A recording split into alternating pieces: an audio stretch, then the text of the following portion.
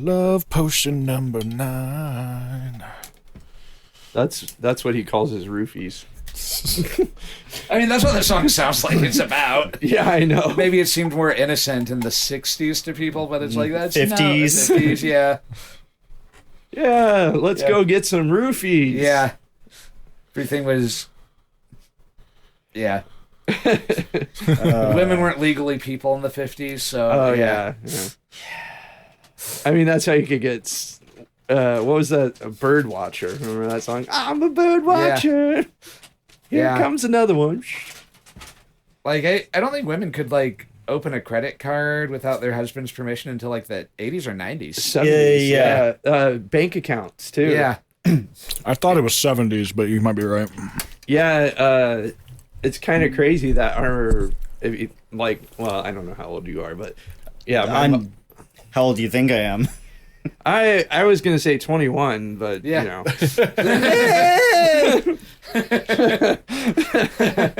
But that's just because I'm short. Oh, okay.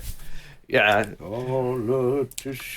just turned 39. I'm assuming I'm still the young one in the room. 37.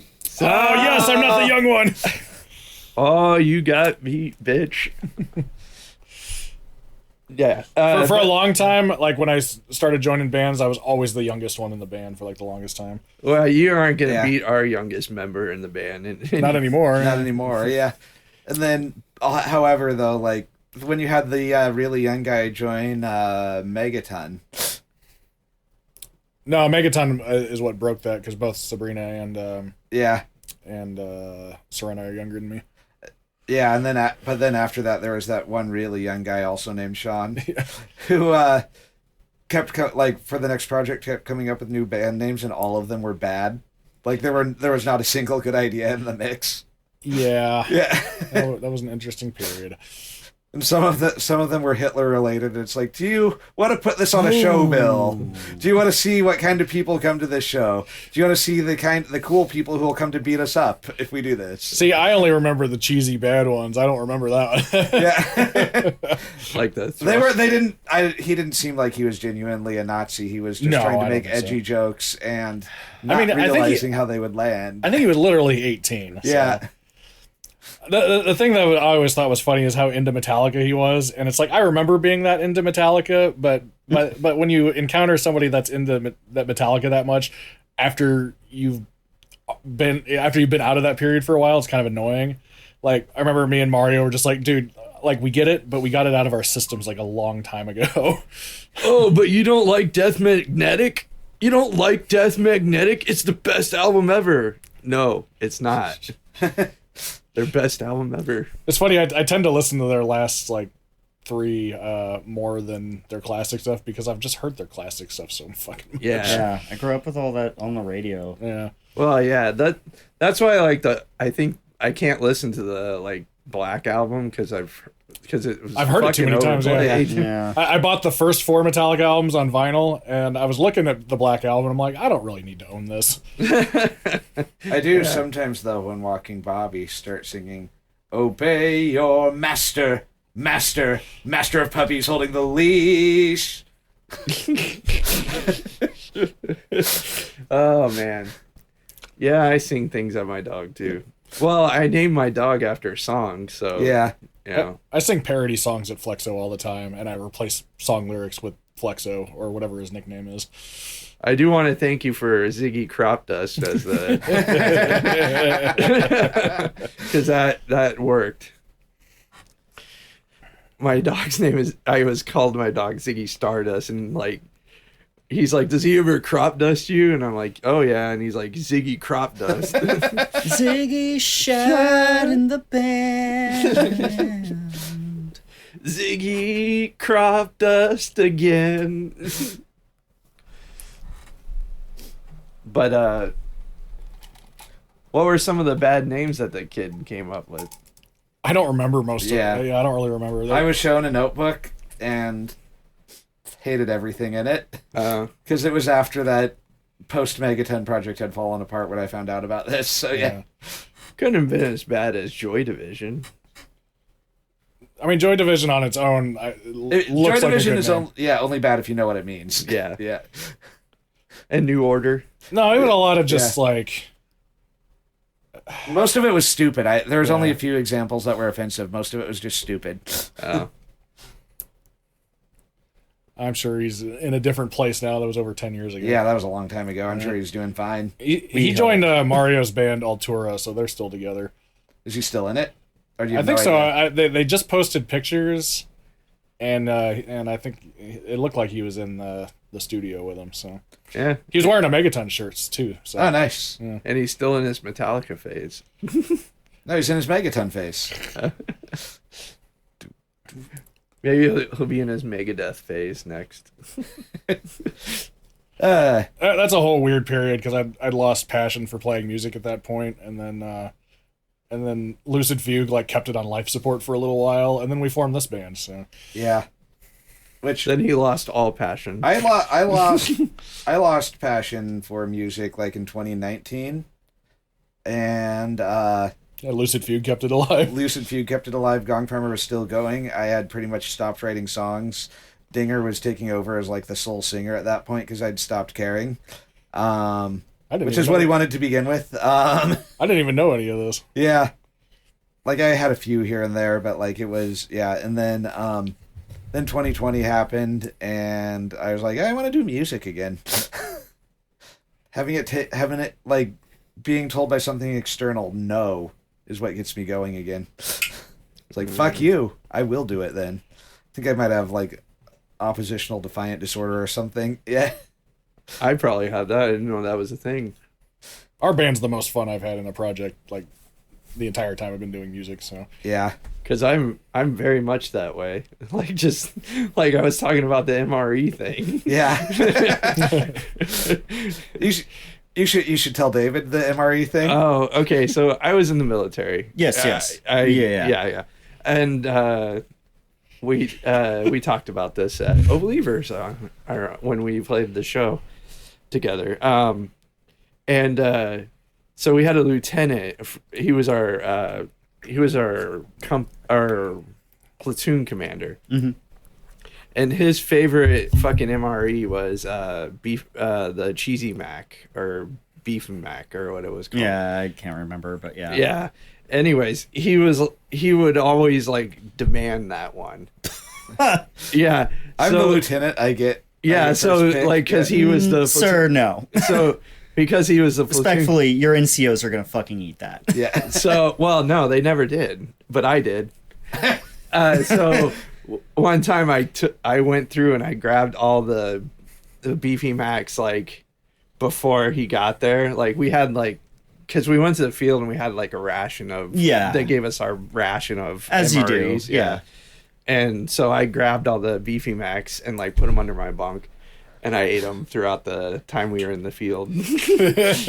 I love a good spite story. And he was pissed when he got there. He's like, "Where the fuck is the Beefy Mac?" Because they stopped issuing them, sir. I'm sorry. I don't Are you know just what sitting to there trying to say. keep a straight face the whole time? No, it was pretty easy to keep a straight face because he was getting pissed. He was, "Who the fuck took out the Beefy Mac?" But the other people around me were like laughing, and I'm like, "Shut the fuck up! Shut the fuck up!" Sir, you're just a lieutenant. Shut up. Yeah. He was a butter bar, like he was. He was just a child. Yeah. So he was just a lieutenant. I mean, he wasn't much older than me, and I was like 19, 20 at that time. Yeah. So yeah, I want some Beefy Mac. That sounds good. it is great. It is pretty good. It's kind of like beefaroni. Get some Chef Boyardee beefaroni. That's it right there. And Is it good I love for- beefaroni. Is it good for like an MRE or is it like good? It's fine. It's good for an MRE. Yeah, it's good for an MRE. Yeah. Yes. When the guys started showing up for band practice, Andrew put on this video of a guy who opened a Vietnam era MRE, Oh. and it was disgusting. Like the spaghetti in meat sauce was just a gelatinous brick, Yeah. and he opened up some like cheese paste, and he said it made the whole room smell up. And then he smoked like the 48-year-old cigarette, and he said the cigarette was fine though. Yeah. It was a Marlboro. Yeah, you got a Marlboro Red, and Sean was jealous. Yeah. Well, I quit smoking. I think it's been. You and Like a Dave were decade. both nicking Yeah. watching him smoke that, though. Yeah. I could see it. Yeah, it's been a while. More for Dave than for you, for Sean, though. Yeah. It's been 2018 is when I quit. So yeah, it's almost 8 years. So yeah. Yeah, I quit about 2014, I think. Yeah. But I will occasionally like sneak one for special occasions. Like last time I had one was at the Connor Oberst lookalike party because they were giving out at the door. They were giving out a single American Spirit Lucy, and I was like, yeah, I'll just do this. I'll get the Spirit. It was the Omaha version of Indie Sleaze because they also like had like a bunch of PBR and then like box wine mixed with Coca-Cola. I bet I could win that. Just kind of sit up there and cry for 3 minutes, and then say, "All right, I'm gonna go slit my wrist." All right. Did anyone just bring like a goat and just have the goat make noise?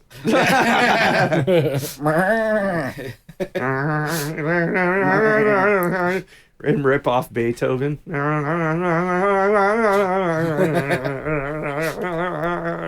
That's Paint It Black by the Beatles.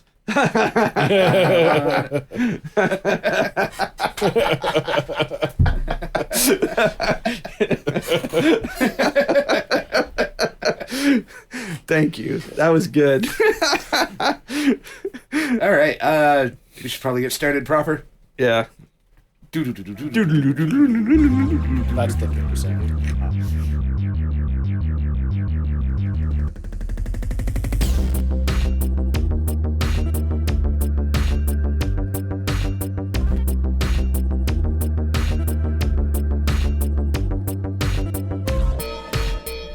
Welcome to Side 1, Side B. I'm Dave. I'm Steve. I'm 10-inch Sean. And we have a guest today. I'm David. Unlike Elon, Sean's upgrade wasn't botched. No, it was botched. It's longer, but it's more 10-inch around. mutilated. I got a pump, you know. I swear it's not mine. It's like a little bicycle one. I love to ride my bicycle. I love to ride my bike. Today we're doing a guest contribution. So, David, Yes, you have something in a bag there. I do. Let's see it. I've brought an album. It is the Pack A.D. Do Not Engage. Do not engage. It's one of my favorite all-time records from one of my favorite all-time bands. And in this exact moment, I'm spacing on what year it came out. I want to say it was either 2012 or 2014. Ooh, recent. Yeah. And it's their... They have 8 studio albums. I want to say it's their 4th. On the cover here, we have a couple of people. Yes. Singer and guitar player Becky Black and drummer and writer extraordinaire Maya Miller. Nice. They have like their eye, like a redacted blackout bar over their eyes. They were both wearing a lot of black. The taller one, the guitar player, Yes. is wearing a white t-shirt that says "Do Not Engage" with a black trench coat. Then the drummer is wearing a bow tie, standing there with fingers spread, and yeah, they're both kind of scowling. Yeah. They are standing in front of a shark tank. A fish tank of some kind. I see some dorsal fins. Yeah, there's a big shark motif with this with the album art of this record. And they're from Vancouver, British Columbia. Oh, nice. Yeah. So Nardwar definitely loves them. Nardwar. I'm pretty certain there's an Nardwar video. Yeah, the insert shows like a desolated building. Like, I'm sure it's been shown in a Cronenberg film. yeah, does look like you need a tetanus shot just looking at it. And then there above it, like the sky is a school of hammerhead sharks with some fish thrown in there too. almost like it's a fish tank. There is no Wikipedia page for this album, so we are completely lost.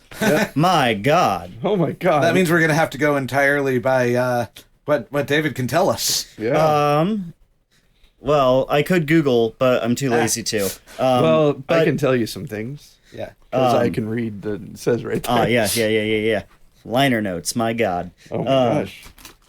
But no, do you want me to just tell the story of how I happened upon this? Yeah. Yeah, Tell, that'd tell be- the story of your relationship to the band. Yeah. So in 2012, I was in a Black Keys phase, as most people were, and I'm an elderly man who lives under a rock, and I discovered, and I've always been really bad about finding new music, like discovering things in a timely fashion, and I had just gotten into using Pandora, and so I would very lazily use like artist radio stations, and so I had the Black Keys radio station on, and this band called the Pack A.D. Came up on that station quite frequently because they, at the time, had very similar vibes. They were both garagey, bluesy, hard rock two pieces. Nice. But whereas the Black Keys, kind of, as they got bigger, they got more of a budget and went for a Motown vibe and just kind of got bloated and boring.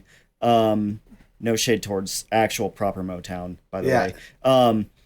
The Pack A.D. just kind of got more like punk, more rocky. Nice. And they, like, within 6 months, the Black Keys were just a fad that I had passed through. And the Pack A.D., it's 14 years later, and I'm still singing their praises, listening to their records, and wearing their t-shirts on a fairly regular basis.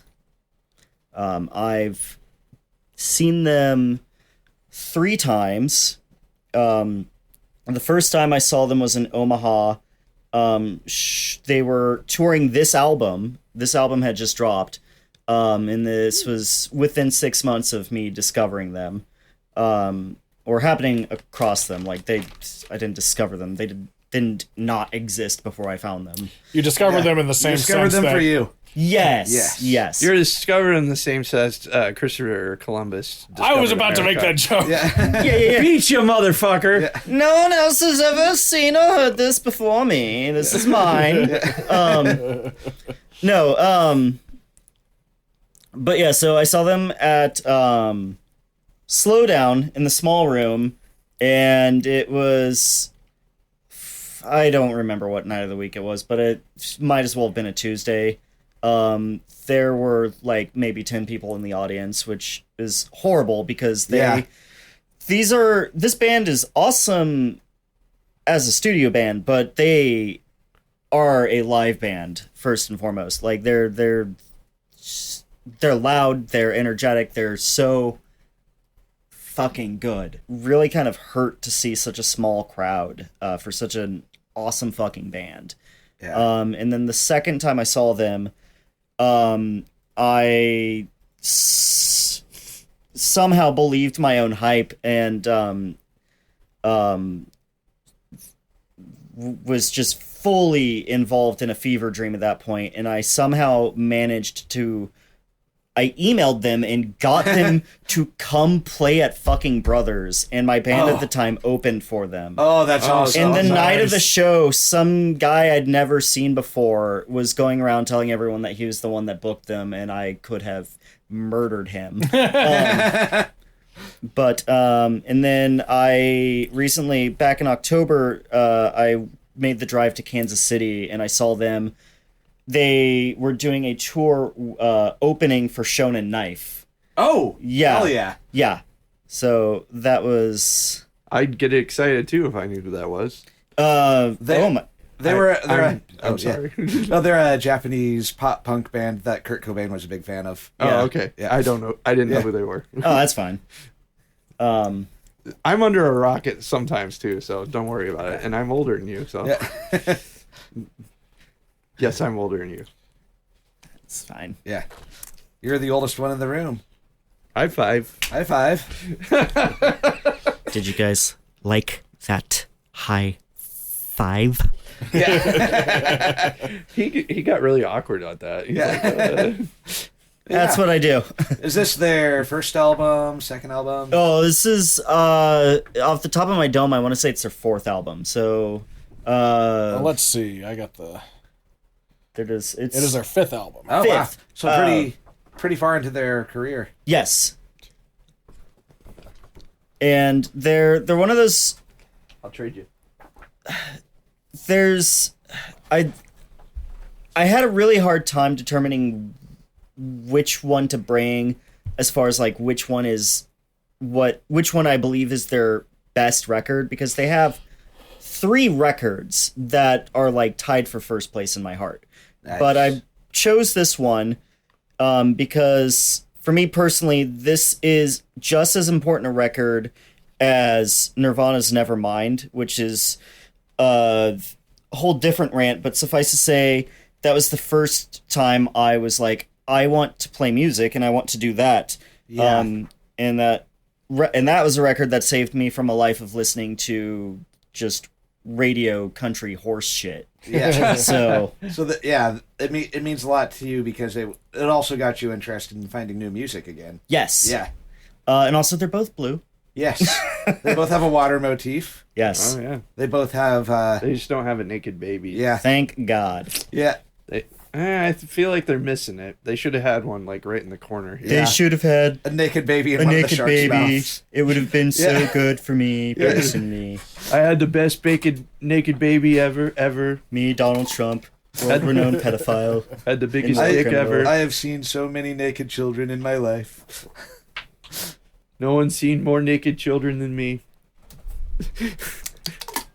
All right, so on this first Don't side, cut that, by the way, Yeah. motherfucker. I hope he dies soon. Donald hopefully it Trump, that happens is. soon. Yeah. I hope you die, and I hope it comes soon. Anyways, Yeah. No, every now and then I'll listen to the song "Prayer to God" by Shellac whenever he says something particularly stupid in the news, which is Every day. yeah, which is the chorus of that is "Kill him, fucking kill him already, kill him." well, I listen to Masters of War where he says, I'm younger than you and your death will come soon, and I'll watch as you're lowered into your deathbed, and I'll stand over your grave until you're sure you're dead. Anyways, Yeah. Yeah, that's a beat, isn't it? these are not actionable threats. This is just waiting for nature to take its course. Yeah. Gray skies are gonna clear up. Put on a happy face. It happens to all of us. You are my sunshine, my only sun. Anyway. Yeah. On this first side, we have Airborne, Big Shot, Animal, Creeping Jenny, and lastly, Battering Ram. Those are some kick-ass titles. They are. They all have a punch to them. And this is a duo that consists of singer-guitarist Becky Black and drummer Maya Miller. Maya Miller, yes. Maya Miller, okay. Yes. And And So, so, yeah. you've met them then, actually. Yeah. That's Yeah. awesome. And I've been awkward every time. You know what? I met several people and I've been awkward every time. The funniest one was Michael Graves. That was an awkward one because I did the metal thing and he's like... I even have the awkward metal picture in it. I bet he talked about it on Alex Jones. Probably. Ugh. Yeah. Anyways, fuck Michael Graves. I got blackout drunk and threw up in front of a doom metal legend, and they posted about it on Twitter and congratulated me for not getting any on the floor. An accomplishment. It is, yeah. That was you did throw up on our second show too. That was from too many Red Bulls. And no food. Yeah, and no food. You need to stop throwing up at shows, dude. We did. I didn't throw up during the show during the Megaton one. But I was gonna say Professionalism. Come on. No, during the Alliterates set, I threw up and didn't even stop. And so my kit was just covered in vomit, and I was He's still like- playing. Hitting it, and then now it's just splashing on you. Yeah, it was. all It this- was pretty awesome. It was the end of what was going to be the last song anyway, so it worked out fine. But like all All of a sudden I hear and like I think he missed like a single beat but picked back up perfectly. And so we heard the throwing up and like one missed drum beat, and then we all kind of turned around while playing. I was spewing like a demon. He's like, I was like, what the fuck is going on back there? Things best unseen. I think there's probably video of it somewhere. Yeah. Probably on one of my external hard drives. And then the song ended and you drop down to your knees. And I'm like, That was like our second or third show. it was the second show. 'Cause Yeah. it was at the beach house. Yeah. I thought it was the third show. house. Because, well, maybe it was. I don't remember. I don't know. You were just, It was very It was the early. one. I thought it was the one I didn't get a Opening for good Beach bootleg of, House. which was the third show. I don't know. There was one show we did where at the beach house where it was like 2 people and and that's including Adam.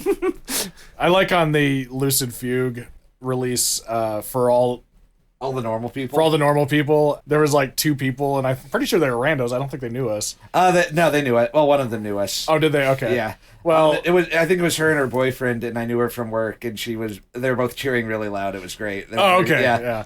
I thought they were just randos this whole time, but yeah, same deal. There wasn't anybody there. I don't know. I got annoyed at our last show at the beach house because that one dude got up there and played guitar, like, solo. He played solo guitar, and then he left, and then like half the people left too. Yeah. And I was like, what the fuck? That's always fun. Yeah. We got Omaha. We got Omaha. Yeah. It's always really good for the morale.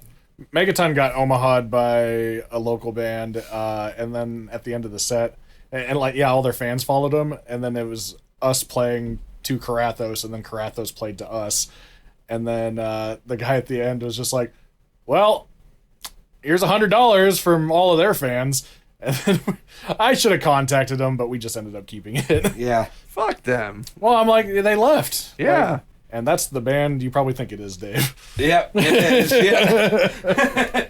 All right. Let's get this started. War stories. That's probably why they hated us, actually. Hey, nobody ever reached out to me. So. Yeah. They should have reached out to you, but hey. I don't. Tell me off mic. Oh, you know, because we talked about him in another episode. Oh, okay. Never mind. Those douchebags. Yeah, those I guys. don't know. Are they still around? No. Well, then what does it matter? I don't want to air dirty laundry like that. Except vaguely. I was gonna say you're talking about it. They're gonna know who you know who you are, motherfucker. Yeah, I don't think that guy's gonna listen to our podcast. It was really Bleep only that the out. singer you didn't like in the end, right? Eventually, the dad that managed them and his son and I were all cool because they were friends with Adam, so it all worked out with those guys. And I've since been told that the singer was a dickhead to them too. So Yeah. All right. Let's Them damn singers. let's get this. Let's get this. Yeah. damn it, Dave! Yeah. Edit that out. I'm going So- to.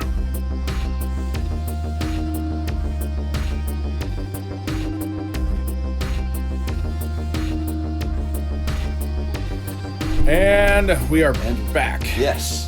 Hello. Hello. Welcome. Welcome. Welcome to Jurassic Park. Yes. Well, We just listened to Dun-dun-dun. a side of music from the Pack A.D. Do not engage. do not engage. I am engaged though. Don't Yeah. don't do it. Yeah. Would not be prudent at this juncture. Yeah, I really liked it. Yeah, it's better than Queensryche. Yes.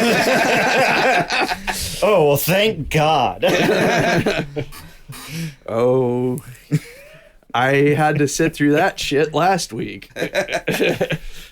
At least Dave liked it. Yeah. I think like is a strong word. You said it was fun. Yeah, I said it was fun. Anyway, we're not talking about that record yet. Right now. I think that episode doesn't even air till after this one. Nope, it's not out yet. Yeah. The current episode is Heaven and Hell. Yeah. I thought it was a great side of music. Yeah. it reminds me more of like alternative in like 1989. I would say it sounds a lot like. Yeah. That's the vibe that I got from it. Overall, it's got kind of a sludgy lo-fi production, which I think fits with them really good for the most part. Singer, fabulous. Drummer, really interesting. Yeah. Guitar player has a really solid like riff-based guitar playing that I really like. And David, I can definitely see why you're into him after watching you play. So Yeah.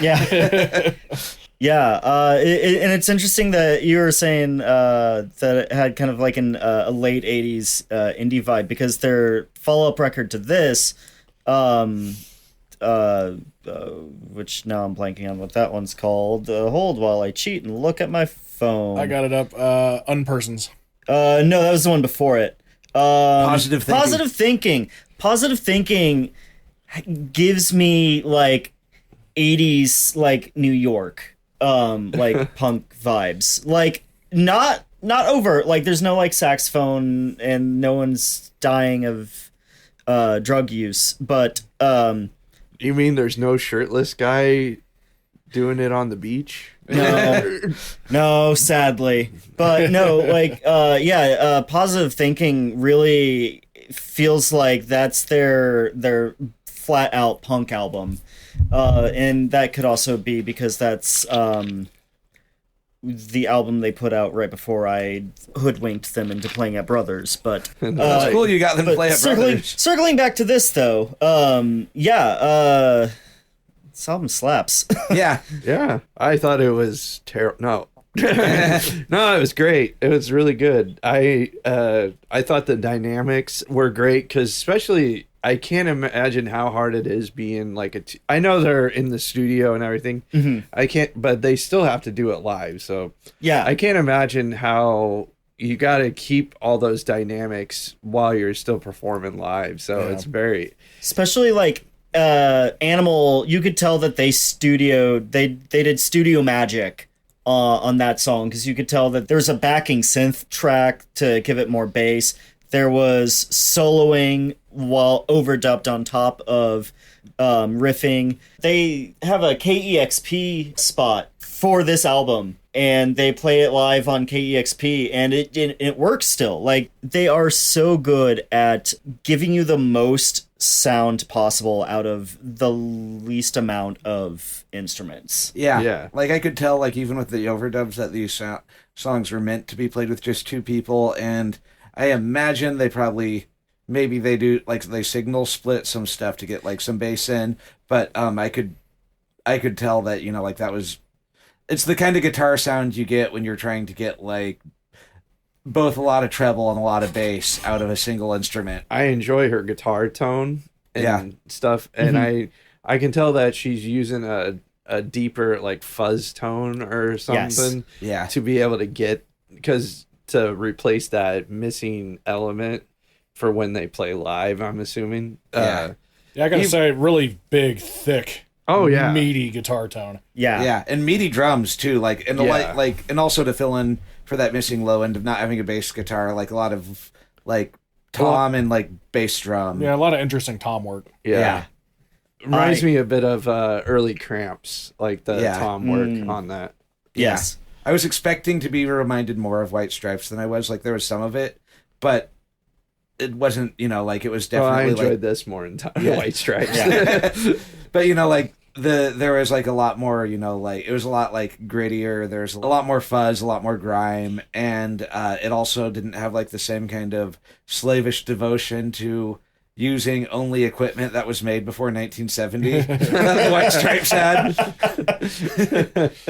Yeah, like the White Stripes seems like the obvious comparison. You know, it's just a duo on guitar and drums, but like the songwriting just reminded me more of like Bleach era Nirvana or Pixies. I know they're not a duo, but you know, like the song. Yeah. Just kind of that general era of music. The band that would have been more contemporary to this that it reminded me the most of was the Yeah Yeah Yeahs. Oh yeah. Yeah. Yes. Who also didn't have a bass, but they were a trio. But yeah. Yeah, it was the singer and the guitar and drums. Yeah. And they do similar kind of like big, thick, meaty guitar sounds to make up for that. Yeah. And Becky's gear, like guitar and amp setup and pedal setup, has like evolved over the years, as Yeah. any band would.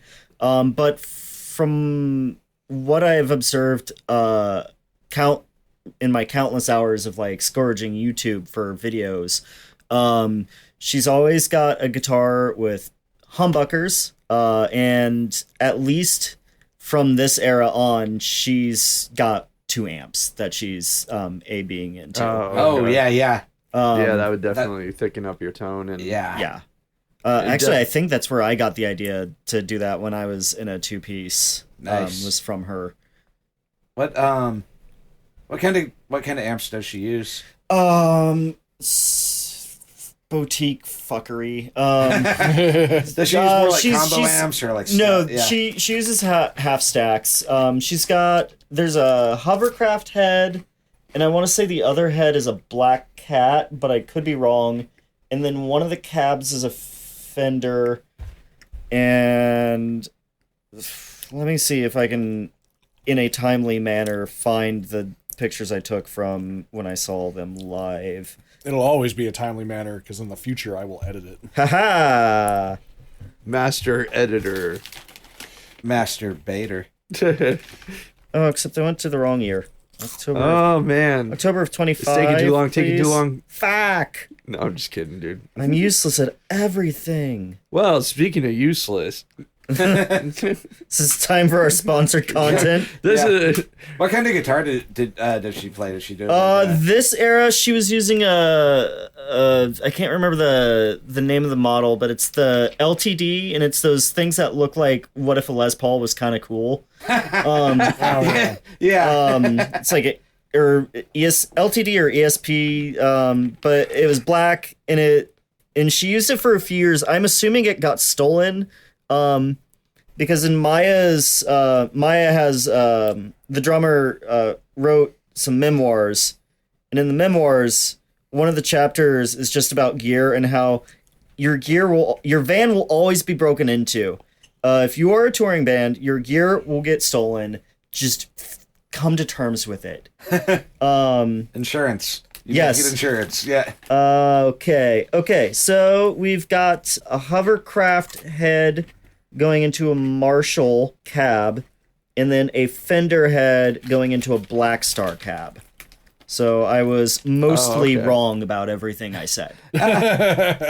And her current guitar is a sick-ass Yamaha that I kind of really want. Here, I'll... Oh yeah, I've seen those. Yeah. Those do look like they are pretty cool. They're like, But that's what she's... I've seen like they sound pretty good too. Yeah. She's been playing on that since at least the pandemic.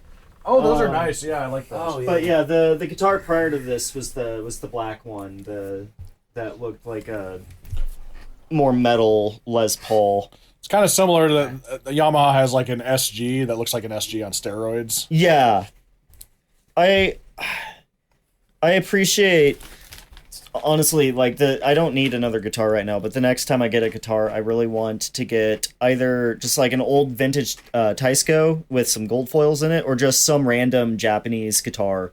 I really love the Japanese guitars that are like, Fender, Gibson, you had some decent ideas with your design, but what made them look better?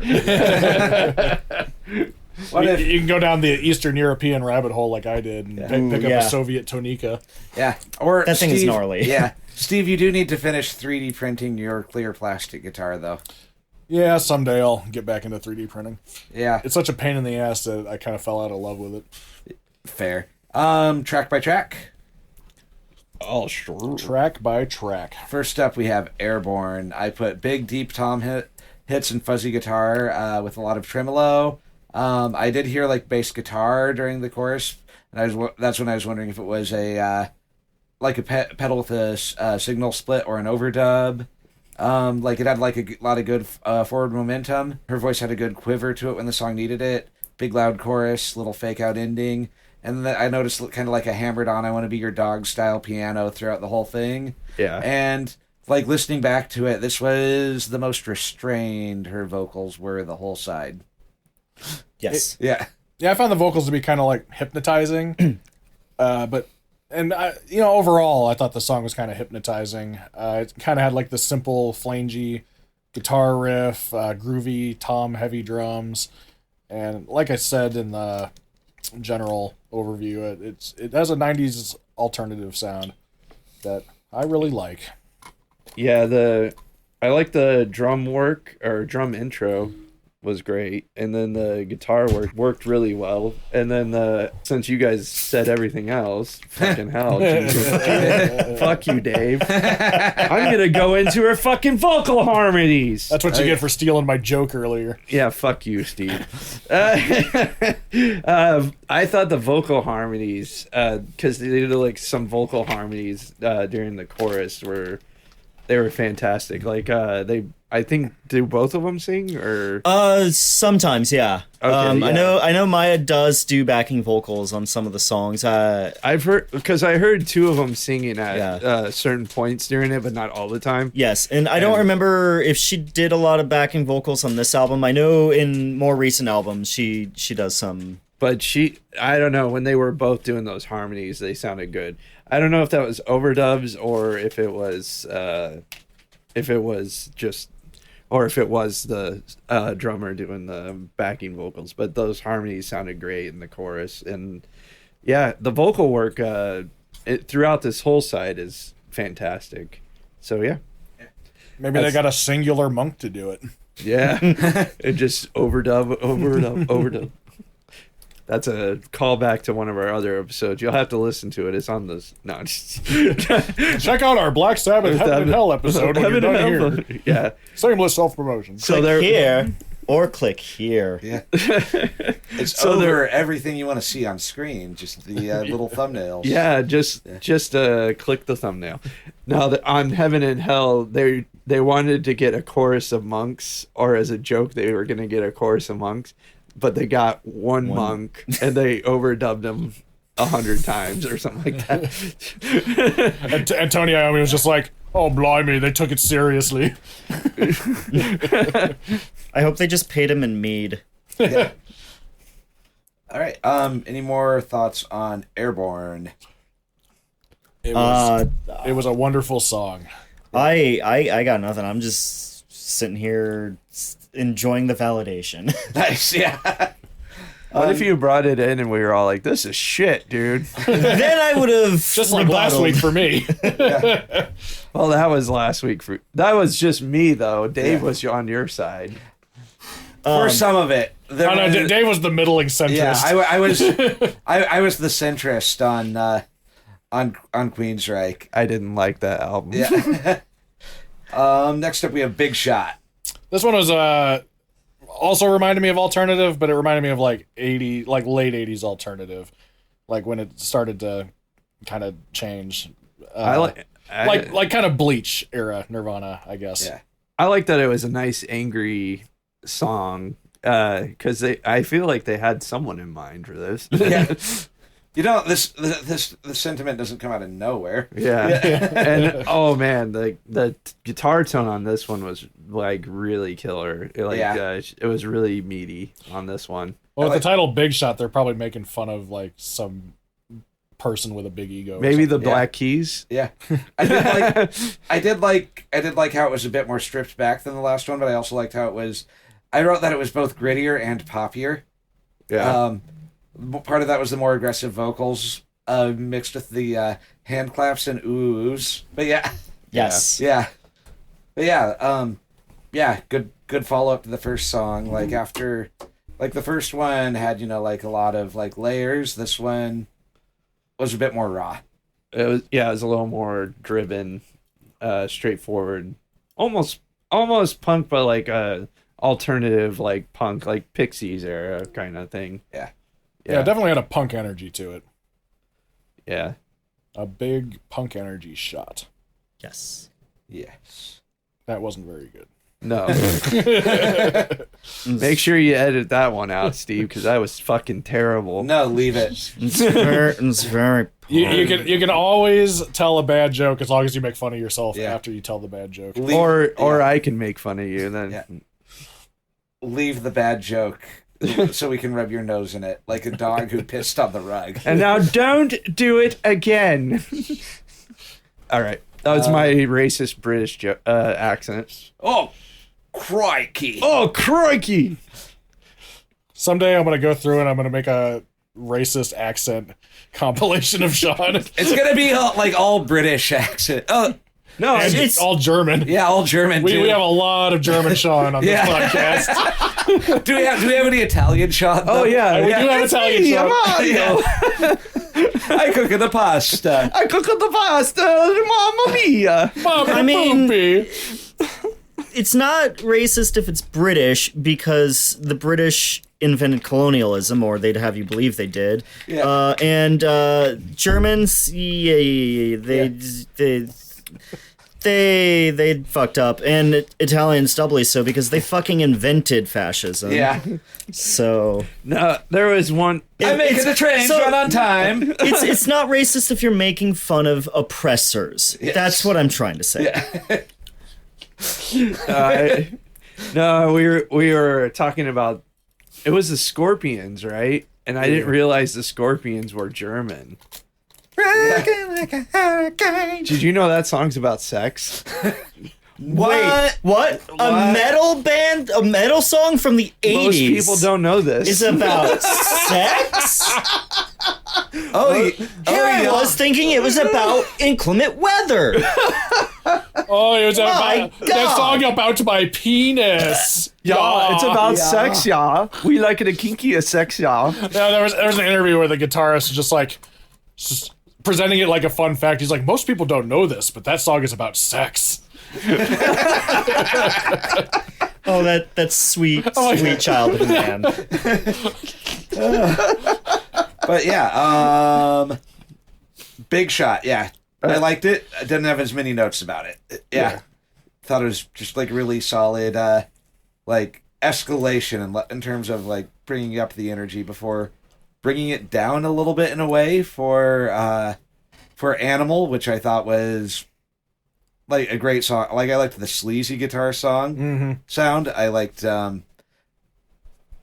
I wrote kind of an evil psychedelic blues song in my notes. I thought this was actually the most 80s sounding song to me. It was. Yeah.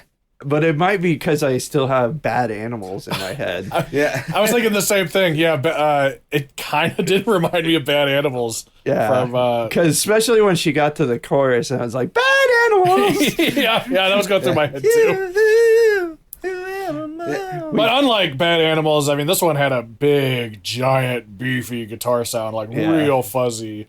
But also, Bad Animals had a huge production though. So out of all the ones on that album, yes, but I wouldn't say it was as heavy as this song was. Well, no, I'm just saying, you know what I mean though.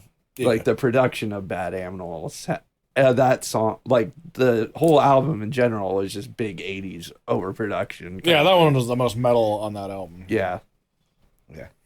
But that's what I was thinking during the song. I'm like, Bad Animals. Yeah. And then, oh, go ahead. I like the pre-chorus breakdown that it went do there was a good pre-chorus breakdown. Yeah. Yeah.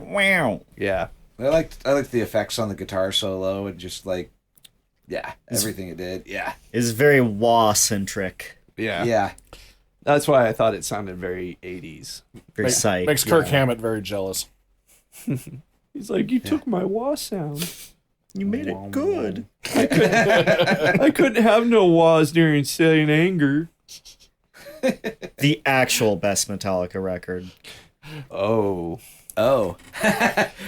And that'll be coming probably later this year or early next year. Oh no. So for our 98th, 99th, and 100th episode, we're doing Metal Machine Music by Lou Reed, Saint Anger by Metallica, and then Lulu.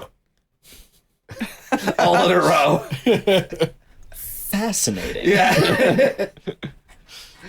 Bold stratagem. Yeah, we'll see. And then we're gonna do a whole bad album season that I think we're already sick of, and we haven't even started. Yeah. So basically, you're doing the musical equivalent of Best of the Worst. Yeah. Yes. There's starting to be more Lulu defenders now, and I want to see where it goes. Well, I mean, David Bowie said it was their. That it would be vindicated. Yeah. Yeah. Like Lulu, the singer of the song The Man with the Golden Gun from the film The Man with the Golden Gun, starring Roger Moore. No, Lou Reed and Metallica. Oh. That album. Oh. So that's why we're starting with like the most hated Lou Reed album, then the most hated Metallica that makes album. more sense. And then I'm picking up the connection now. Yeah, you looked a little confused there. I was like, I think there's at least one song. Well, I already know Dave likes it, but I know there's going to be at least one song on there that Sean likes. I think. What? I don't exactly have a Yeah. good track record on knowing what Sean likes. Yeah, I'm unpredictable. yeah. But in the You're not as end, right. unpredictable as Pete, though. Well, no, I mean like just in general. Yes. Yeah, Animal, good song, kind of a change of pace. Like it was in a slightly different genre space than the first two. But yeah, I liked it. I wrote favorite so far, but I didn't. But like then I needed to cross it out because my favorite song on the side was track 4, Creepin' Jenny. Yeah, that was mine too. Mine as well. nice. Because that was fucking awesome. That one was great. Among my notes are sounds like a song to stab a hitchhiker to. And it had like a guitar riff that did invoke the idea of like creeping, Yeah. being creepy. Yeah. So yeah, just nice bouncy heavy guitar riff, just all around menacing. There's like some piano bass in the overdubs, which sounded really cool. Yeah. Like kind of a swampy blues vibe. Like I liked that it was both atmospheric but like fast and high energy. And the chorus reminded me of another band from around this time that I like that didn't put out a lot of music because they were dysfunctional, but they were also a duo, Death from Above 1979. Oh yeah. Yeah, I like them. Yeah. What's funny about this one is the guitar tone. As far as I know, this is the only song that Becky has ever used this guitar for in any of their stuff. But she uses a Gretsch in this song. Oh, it sounded... Yeah, that's probably was that swampy blues. Yes. Well, that and the piano bass, but yeah. Yeah. Yeah. Wow.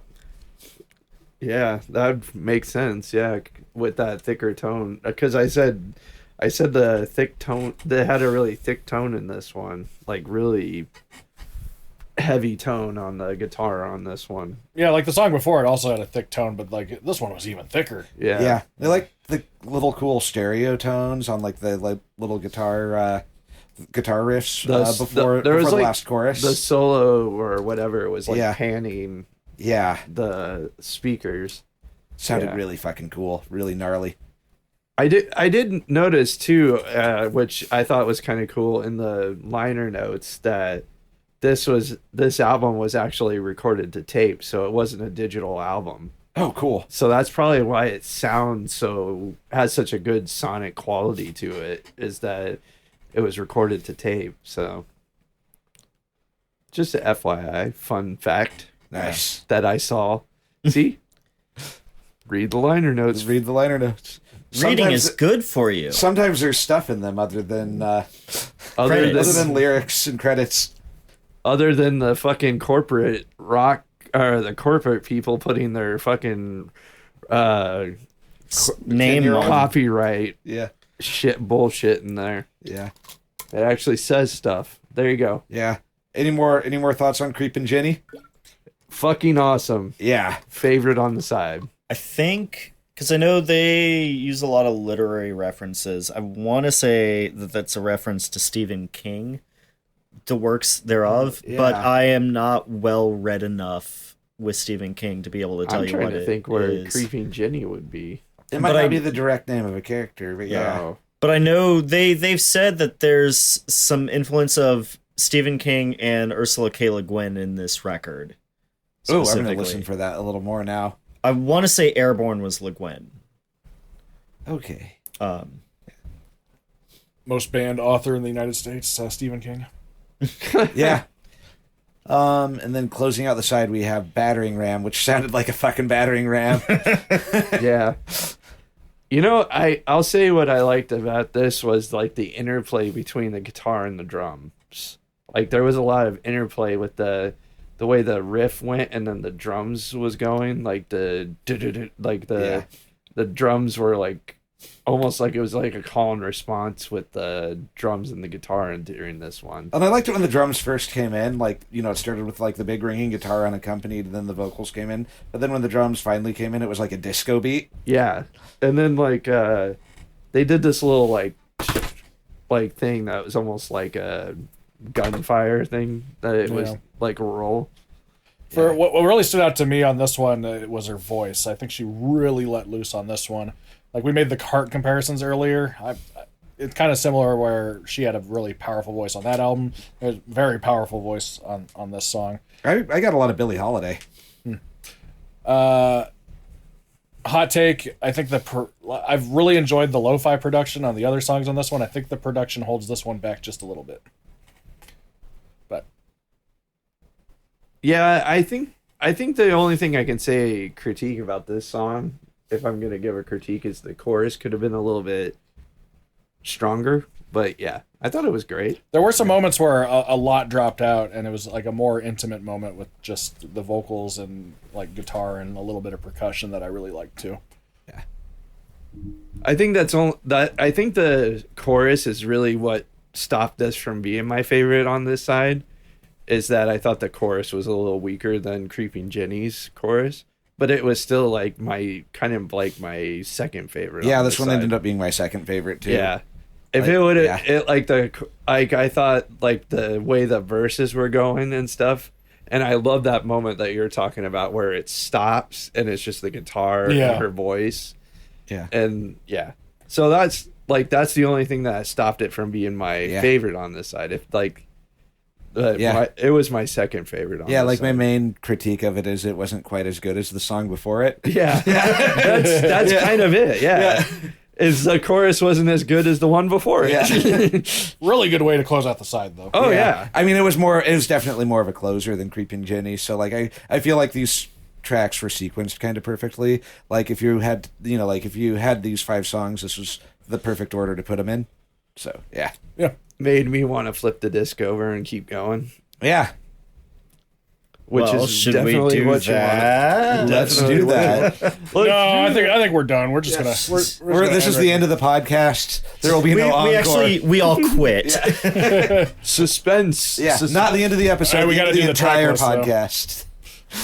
Never mind me talking about the plans for the. All right, next side. The water. Stalking is normal. Both of those could be about sharks. Yes. Loser. I relate to that one. That one could be about sharks, like a really dorky shark. Or me. Yeah. The flight. A shark that's running away. Rocket. A speeding shark. Yeah. A shark penis. Yeah. Red Rocket. Sparky. And then needles. Shark's teeth. Yes. Or, heroin needles. Yeah. I'm guessing heroin needles, but that's just my opinion. Or we'll see. Or it could just be about things that point, things that puncture. We'll see. We'll find out. Probably going to be a cover of System of a Down's Needles. There's really a song by System of a Down called Needles? Yeah. Or Sugar? Sugar! All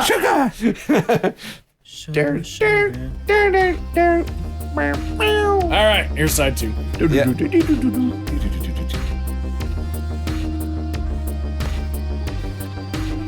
Thanks, Mario. No, it's not his fault. Yeah.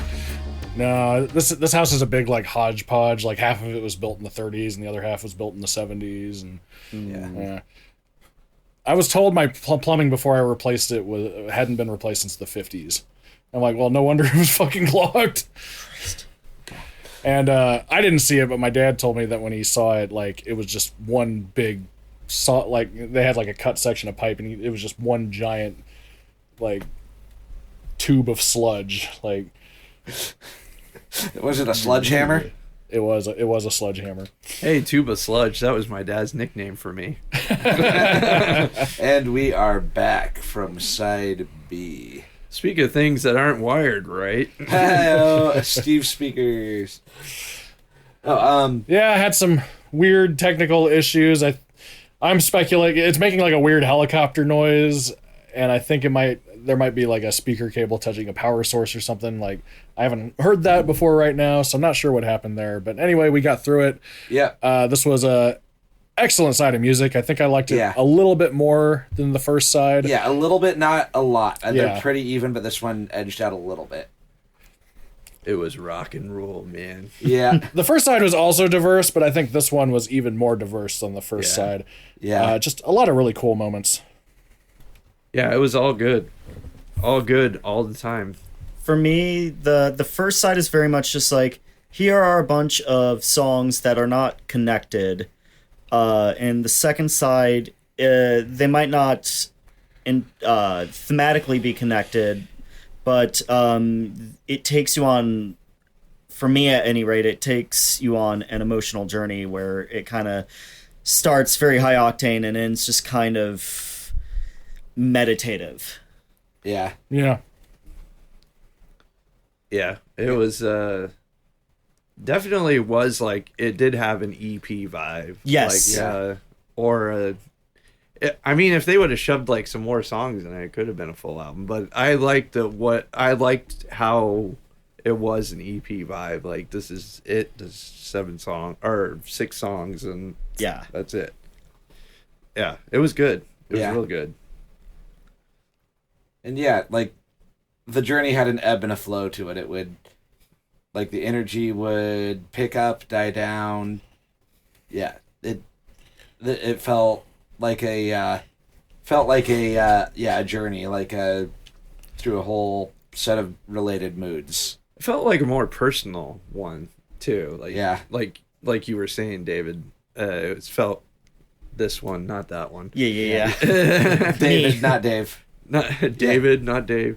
Yeah, it felt like a more personal side, like with the lyrics and everything. Yeah, because I was catching some of the lyrics she was singing a little bit more, and yeah, it sounded like she was talking more intimately than she was on the first side. I feel like. Yes. Yeah. So yeah. Kicking things off, we had my favorite song on the record, "The Water." Mine as well. Yes. Not mine. The Water is tied for first place for my favorite song on the record. Yeah, I liked how it had that kind of sleazy guitar, but like she was doing kind of like a Sinead O'Connor style, you know, like soaring, soaring kind of like almost Irish folk type approach to it. It was my second favorite on this side, but my favorite song on the album is on this side. So Nice. when we get there, But I think this was my favorite. I liked it better than the song on the other side. So I thought The Water was a great killer song, great side opener. Like, it was fucking Yeah, nice shot of awesome. energy. Yeah. Yeah, and I liked the way they kind of layered in the feedback at the end. Yeah, like the guitar riff really stood out to me, like kind of a surfy, gothy type of vibe. Like overall, I kind of got a bit of a goth vibe to the way that they put the reverb on the vocals and the reverb effects on the guitar. But yeah, I really liked the energy of this one. The fuzz tone of her guitar on The Water specifically is like what I think of like the ideal fuzz tone. Yeah. Yeah. I wonder what she used. Like, And oh, I could have told you that like 5 years ago. I don't remember. Also, low key, it gives me the Mighty Morphin Power Rangers guitar tone. The Mighty Morphin Power Rangers theme is pretty badass. Yeah, like that's not an insult. That's at least in my humble opinion. I remember when it was rumored that Buckethead was the one that did that theme. Yes. I wonder, like, because I don't see her using a big muff. Maybe like an octafuzz or something like that. Yeah, I feel like on their Instagram they used to have like pics of her pedal board. Oh, okay. I'll bet you it's a boutique fuzz pedal. Yeah, it's in her board. She had a lot of stuff on her board too. Like, but it was one of those things where it was like everything had a function and got used. But it was, even if it was just for like, this gets used on this song and this gets used on that song, Yeah. kind of a deal. Man, I've seen some boards that you're like, okay, do you really need all that shit?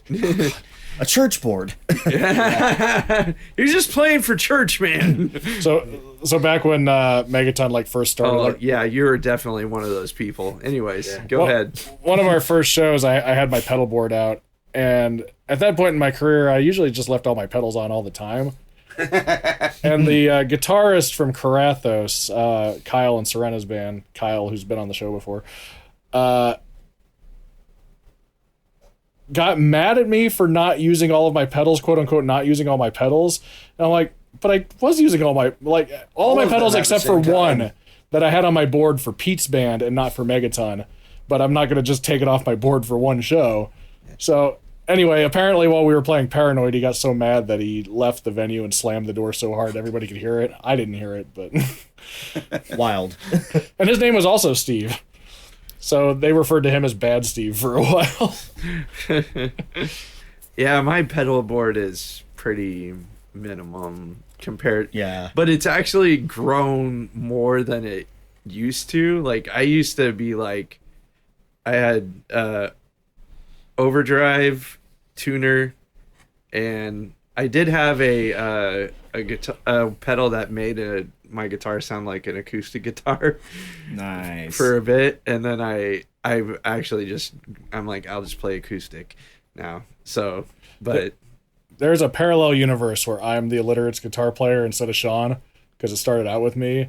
And my original vision is I wanted to be more shoegazy, so I had like a shit ton of pedals, like synth pedals, a whammy pedal, like chorus and delay, all this stuff. And we had some interesting jams, but then we lost our drummer, and then originally I was just kind of filling in while we were doing songwriting, and then I decided I liked it, so then we recruited Sean. So Yeah.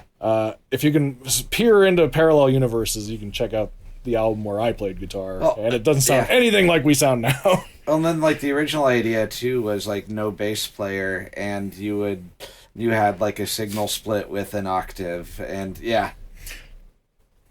Way different. way different. yeah. And then Sean's like the straight man of the group. Where the rest of us do weird shit.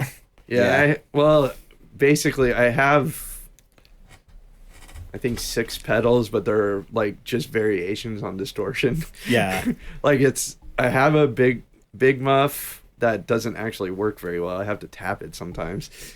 I've had it since the 90s. Oh, yeah. And so I need to get a new one. Just go. Just take it in to get fixed, or take it to ground give it to floor. Dave's friend or whatever. I want to get a smaller one because I think it clutters up the. I like this big bulky pedals. I don't like how like all pedals are now just these little. Oh, mine are not mine are all normal size, and then I have tuner, OCD, then compression, which I use as kind of just a breakup, and then or as a boost for, and then reverb. That's my setup. Yeah. And then Andrew has so many pedals that He needs 2 boards. Good Lord. Some of them are right there. Yeah, he has a ton. I will spare you all my my pedal loadout on this day. I think I've seen your pedal. You don't have that. Yeah, it's pretty minimal, and Yeah. it could be more. Yeah. I have a chorus pedal on there, and I haven't used a chorus pedal in a year. So it's just on there as like a comfort at this point because I've had it for so long. So the album. The water. We talked about the water. You know what? We always Yeah. always digress. It's good. Stocking is normal. Hey, that's weird, man. Yes. Why are you talking about that? Yeah, big meaty toms at the beginning. Yeah, I really like the Tom intro, and then I like the sludgy folk vibe of this one a lot. Kind of kind of had like a blues shuffle to it too. Yeah. And I liked I caught the lyric "taking photographs and stealing souls," which I thought was cool. Yeah.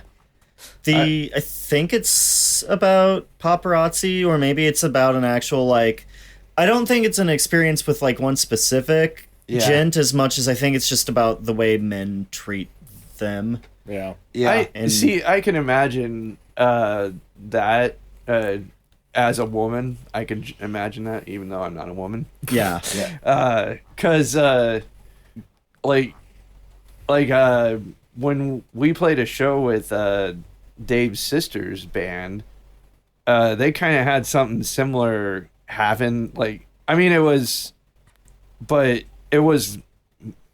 it could have been worse, but it was still the vibes were weird. The vibes were weird because, like, the band that opened up the show, or did we open the show? I don't remember. I think we opened the show, and then another band then the touring band played, and then my sister's band played. Yeah, and the touring band goes, up next is Dave's sister's band. I can't remember the name right off the top of my head.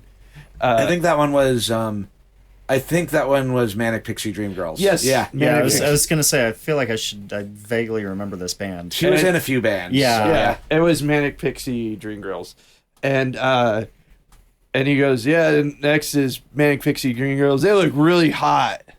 And the lead singer was like, fuck you.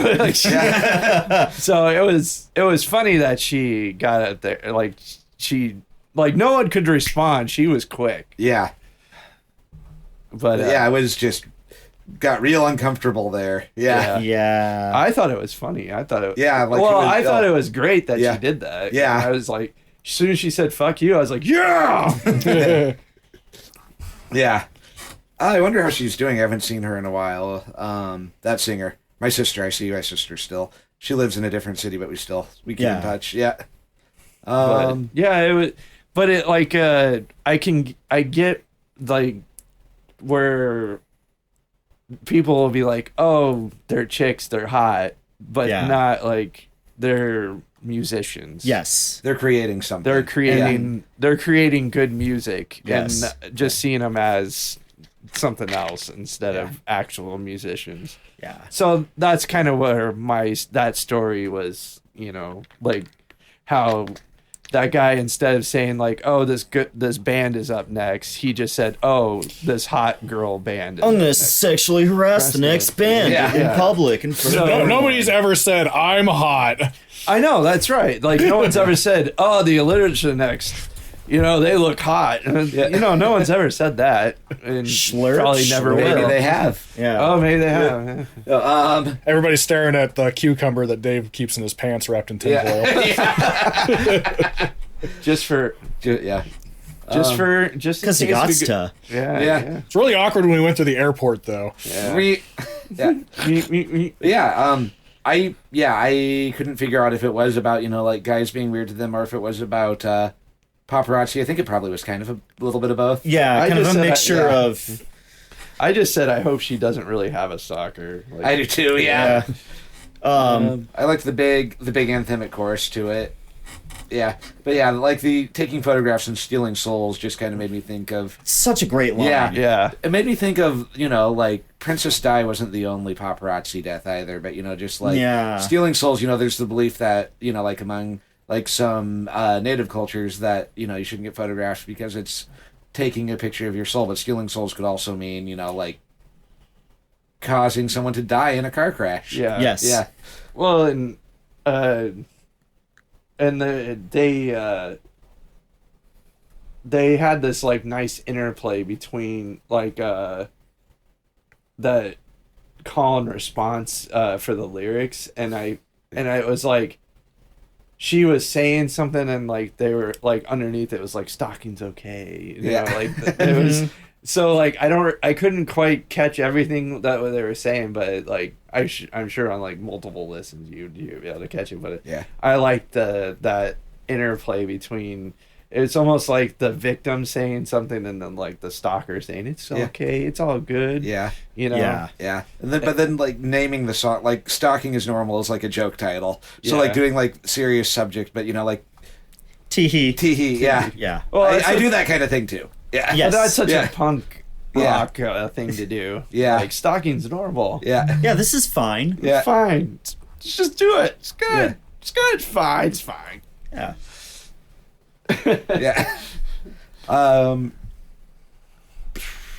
Any more thoughts on Stalking is Normal?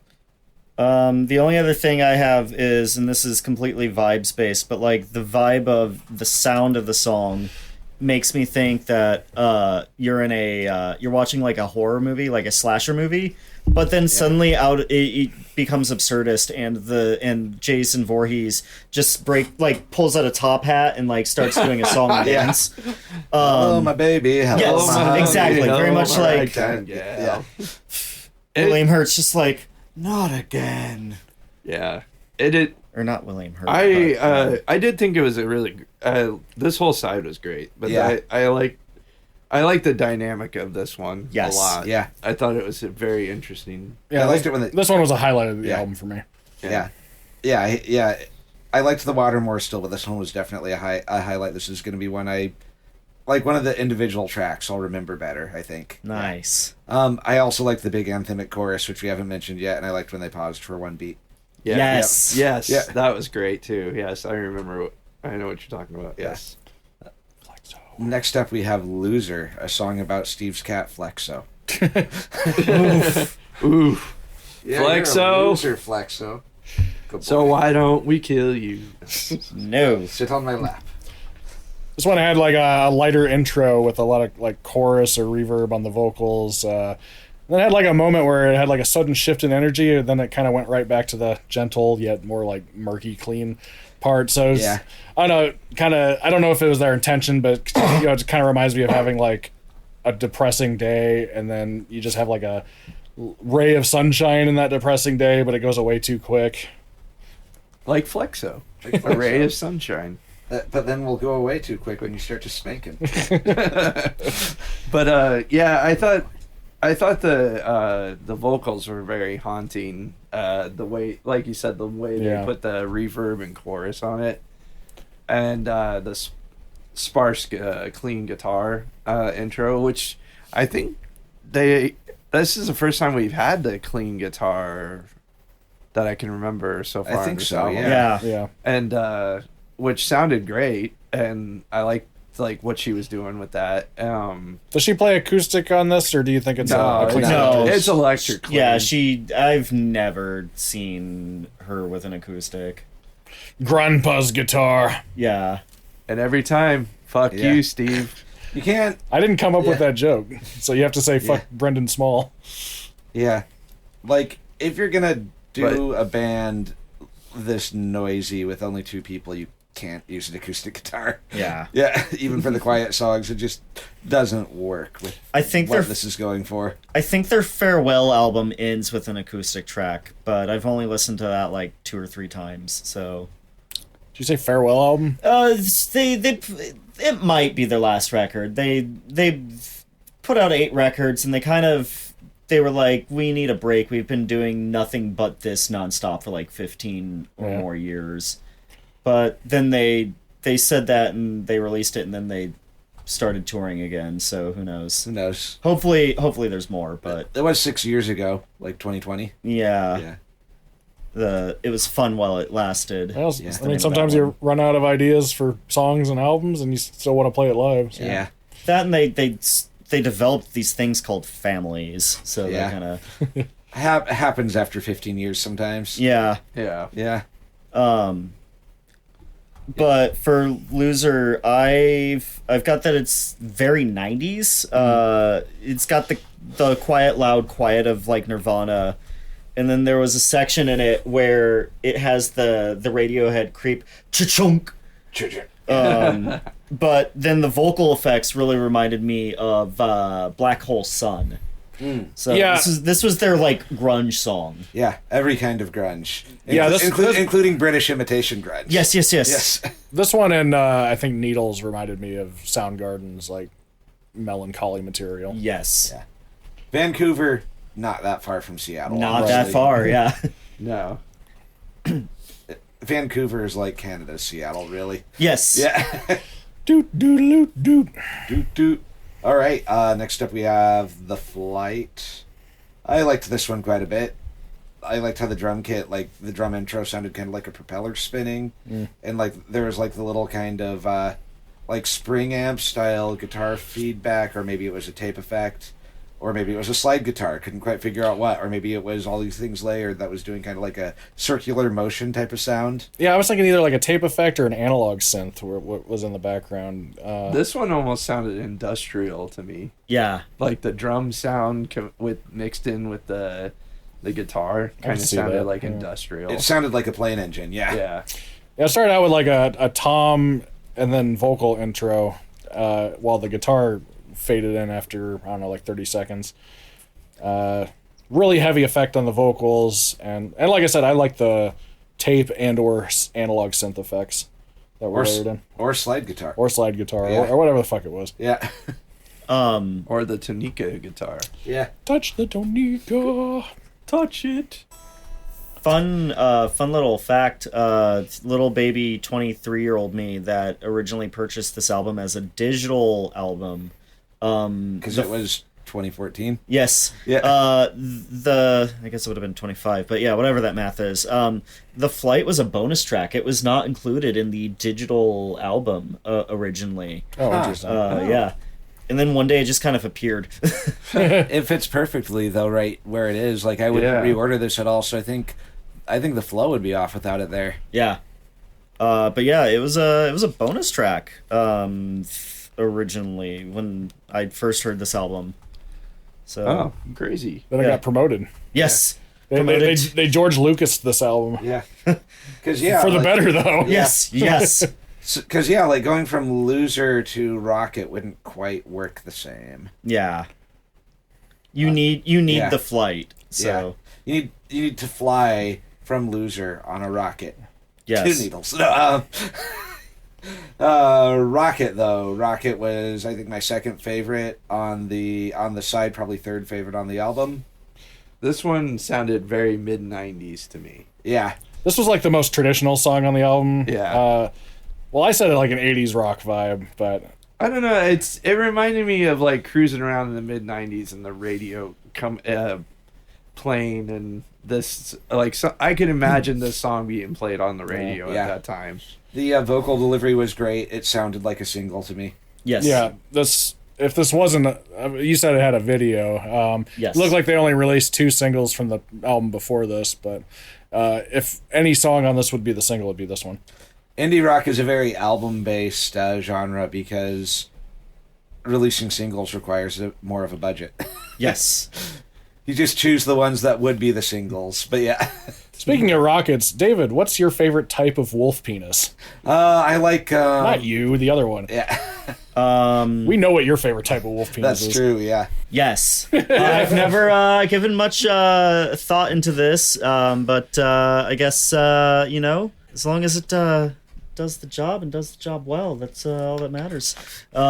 So we have a running gag about wolf penises that's run even longer because it always comes up when our bass player Andrew guests on the podcast Okay. because it makes him uncomfortable. Oh, Yeah. yeah. On the Slipknot episode, we reviewed their first demo album, and Dave speculated because they were into the RPG game Werewolf the Apocalypse that they were all furry perverts that think about wolf penises all the time. Yeah, because wolf penises engorge into a knot shape, so that's probably what the name Slipknot came from. Ah. So, And it's our episode with the most downloads, and it's probably because we keep bringing that up. Well, you know what else gets brought up? Wolf penises themselves. And so Anywho, and the last so- yeah.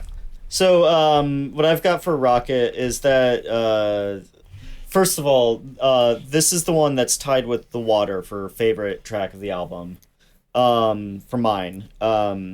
I think it gives kind of like a late 70s, early 80s vibe, like like 70s arena rock.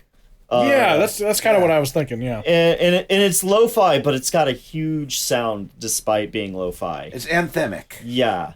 But yeah, it is the most probably accessible track on the album to people who've not heard any of this at all before. I like burying the accessible track at the end too, though. Yes. Yeah. Instead of doing we're gonna put "Smells Like Teen Spirit" at the very beginning. Yeah. Fuck the rest of these songs. Yeah. That back when Pantera was a glam band, they had a song called "Ride My Rocket," and guess what, guys? It was about sex. It was. How'd you guess? My God. I don't think this song was about sex. It didn't sound like it was. No, I don't think so. Yeah. No, I didn't think so. Yeah. It's about the rocket to Russia. Yeah. It was a very good song. Like it was definitely a standout. Like I feel like I had the most standouts on this side. That'd be a Yes. good one to put on a comp or a playlist. Yeah. Yeah. Yeah, this one would be great. Like, yeah, even though I said The Water is my favorite, this one's probably the most likely to go on a playlist. Yeah, I thought it was great. I thought like you said, very accessible. And I still think, even though you guys were saying 70s, I think it sounded very mid-90s. Yeah. Because mid-90s was going for that lo-fi, Yeah. not quite punk. Like, I can imagine, like, 94, 95. Yeah. Before Aqua, before Barbie Girl. Yeah. Oh, this reminded me of like 90s Dinosaur Jr. to some degree, like I feel the pain of everyone. And then, like very melodic but also like a ton of feedback. Yes. Yeah. And then closing things out, we have Needles. Sean hasn't said what his favorite song on the record was, so Process of Elimination. This is my favorite. I like the quiet and soulful delivery of it. I loved it. Yeah. Hangover song. So depressing. Yeah. And I love depressing music. Yeah. Well, I am a child of the 90s, Yeah. even though I was born in the 80s. And the lack of drums really made it unsettling. Like it felt like Yeah. something was missing in a good way. Mm-hmm. Yeah, sad, melancholy, clean guitar playing. Vocals sound like she'd just dragged herself out of bed after spending a whole week there. Just very depressing. Yeah. So probably this was, why- Right after a very non-depressing Yeah. song too. This it gave me the same kind of whiplash in a good way as that new Viagra Boys album, ending the first side with a song about wanting to be stomped on the head by a horse. That's like the same level of quiet. Yeah. Okay. Yeah. Sure. Yes, I thought it was great. I thought the spare guitar with the vocals, like she could have easily done it on acoustic, but I liked the electric clean tone she did. It had a little bit of reverb on it, and it was great. Yeah. It was really good. The reverb is why you use an electric for a song like that too. Yeah. It makes it feel even more like an acoustic would feel like too warm, too intimate. This felt like you're in a large empty room by yourself. Yeah. It felt like she was in her room, plugged straight into just a Fender single amp with the reverb on. That's what it felt like. Like a champ. Yeah. A Fender champ. Yeah. This was like the kind of sad song you play in your bedroom. Yeah, it was Yes. great. Yeah. I don't know. That's why I liked it. I thought it was very nice. Yeah. It's very nice. Yeah, and it's also Racist accent. Yeah. and it's also good to it is good to sometimes strip it back some when you have when you're doing so much with a lot of effects and multiple huge amps and stuff sometimes you got to let it breathe. Yeah. And one of this whole album, all of their stuff, Becky's voice is phenomenal, and I don't usually vocals are lost on me, but with the Pack A.D, her voice has always stood out, and the first time I heard her sing, it literally stunned. I stopped and was in a daze. I was just like, what? Yeah. But I really love how some tracks they lean into just smothering her voice in effects because they can, and then other tracks it's just her and it's raw. Yeah. Yeah. 10 of 10. Needles is an excellent fucking song that I will listen to and cry along to until the end of time. So Yeah. Yeah. Yeah. And it wasn't about drugs. It was not. It was about severe depression. yes. And I think we've all can relate to that. Yeah. Yep. Yep. And howdy. And howdy. Howdy. Yeah, I really like this album. I would recommend it to. I'd recommend it to anyone who wants something, you know, like a little more raw and stripped back from like the 20 teens era of indie. If you're like me and you want to complain about a lot of music that got called indie being on major labels and having slick production, this is a good antidote to that. Yeah. I give it an A+. Yeah, A+. A+. Same. Yeah. Very good album. Thank you for bringing it. That was a great choice. Thank you. I definitely will keep an eye out for the Pack A.D. like in my local record store. Yes. Yes. Yeah, if you're really into like the alternative type of stuff that like Sean tends to bring in, or like the grungy type of stuff that I bring in, I think you'd like this. Yep. Yeah. I can't imagine someone listening to this say, fuck this shit. Yeah. This is great. This is great stuff. If they did, you don't want to know them. Yeah. Yeah, I wouldn't be friends with them. If someone heard this and said, fuck this shit, I'd be like, fuck you. I'd be like, fuck you. You're either a cop or you're wearing a red hat, which there's a Venn diagram of that anyways. Yeah, pretty, yeah. Or you're the kind of guy It's a circle. Yeah. You're the kind of guy that has Rebel written on your truck, and then you fly a blue Thin blue line. blue line flag on the back. Yes. By the way, that's not rebellious. That's bootlicking. Yeah. I have actually seen this. I have. Same. Yeah. The only thin blue line I'm interested in is the thin teal line for the food service workers, the Baja Blast line. Yes. But yeah, highly recommend the album. David, do you want to plug your band now? Oh, sure, yeah. I play guitar in a post-punk band called Hyperfixations. We're cool. They Yes. are awesome. Yeah. I've seen them. We've seen them a couple of times. I've seen them a couple of times, and they put on a great show every time. So Yeah. definitely check them out. Thank Yeah. you. 1,000 blessings. Yeah, if you like. Rumors on the street is he'll be recording an album soon with a producer of some type that may or may not be me. Yeah. I'll never tell. And then the rest of us are in a post-punk band too called the Alliterates.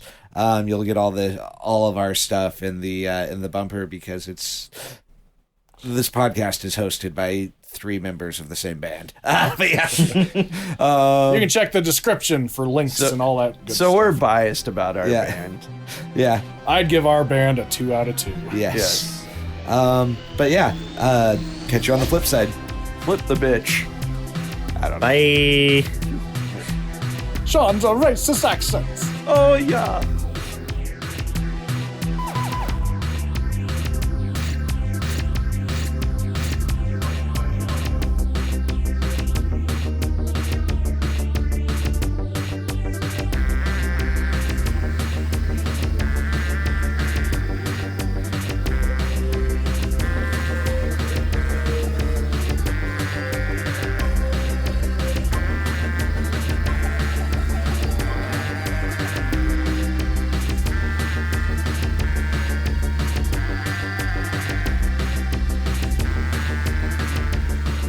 Side 1, Side B is a Floof Goof Studios production.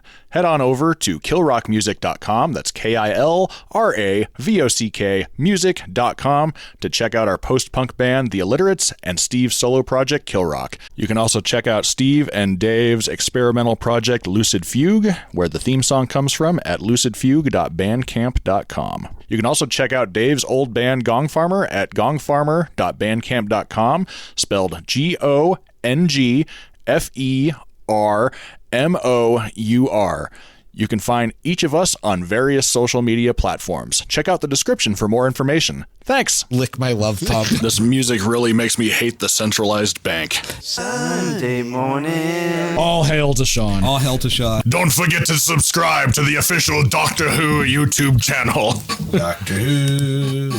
Hey, the TARDIS. What the hell was that? What the hell was that? What the fuck was that? Puskadu is German, yeah. Not really. No, they're from Minnesota. 1-2-XU. How does it feel? Ziggy, help me! This ain't your papa's Black Sabbath. We ain't dinosaurs now. Somebody once told me the world is gonna roll me. I ain't the sharpest tool in the shed. You knew right away. Got hit by the lights. Yeah. Rev up like a douche. Where the fuck is the beefy bag? Sir, you're just a lieutenant. Shut up.